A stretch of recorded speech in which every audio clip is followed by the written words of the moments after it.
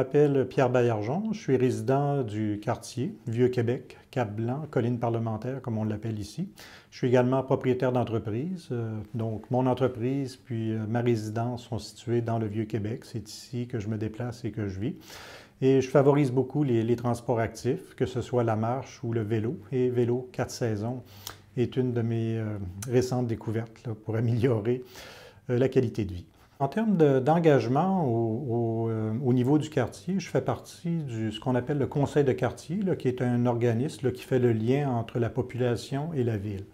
Donc en fait, par exemple, la Ville de Québec nous donne des mandats de consultation de la population sur toutes sortes de questions qui touchent l'urbanisme, les parcs, le port, la relation entre le port et les citoyens, par exemple, qui peut être parfois problématique, la plupart du temps harmonieuse. Je suis également membre de ce qu'on appelle la table de concertation vélo. Donc, ce sont des gens de tous les quartiers de la ville qui se réunissent à intervalles réguliers et qui cherchent à promouvoir le cyclisme utilitaire. Donc, pas nécessairement le cyclisme sportif, mais le cyclisme de tous les jours pour aller travailler, pour aller faire des courses.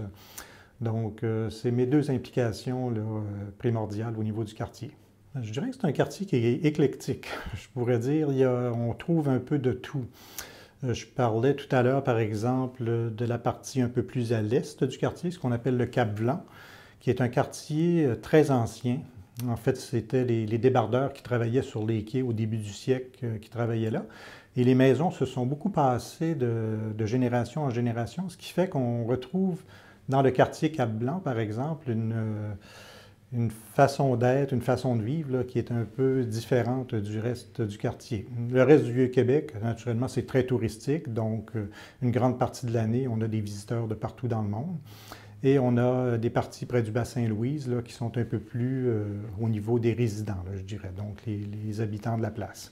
Donc on peut retrouver dans un même quartier à 5 minutes de marche, là, 3 ambiances complètement différentes.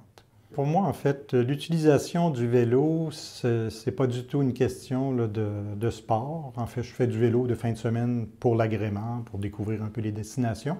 Mais le vélo de tous les jours, pour moi, c'est vraiment un moyen de transport utilitaire. Donc, en fait, c'est pour découvrir, là, je dirais, dans un rayon de 8 à 10 km autour de l'endroit où je demeure, là, tous les endroits là, où je peux aller faire des courses, par exemple, ou aller faire des rencontres d'affaires. Visiter des amis également. Donc, c'est vraiment mon moyen de transport privilégié.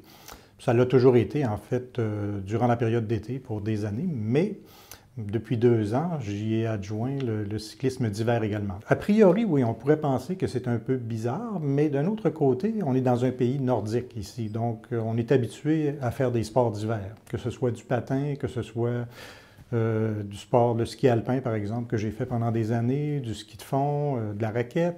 Beaucoup de ces sports-là demandent de l'équilibre. Faire de la bicyclette l'hiver, ça fait appel à peu près aux mêmes compétences. C'est une communauté qui est assez hétéroclite, je dirais. Il y a des gens qui viennent de tous les horizons. On voit quand même beaucoup de jeunes, donc des gens qui sont éduqués, le collège, université, qui apprivoisent beaucoup l'hiver de cette façon-là.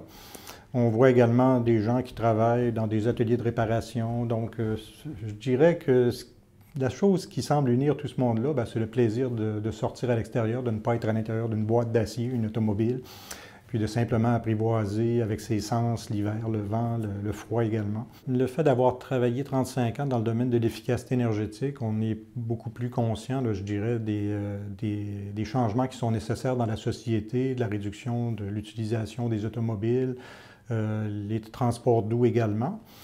Par contre, en contrepartie, je dirais que la motivation personnelle, c'est pas tellement une analyse technique, c'est plutôt le fait d'avoir essayé, par exemple, le vélo d'hiver qui me l'a fait aimer.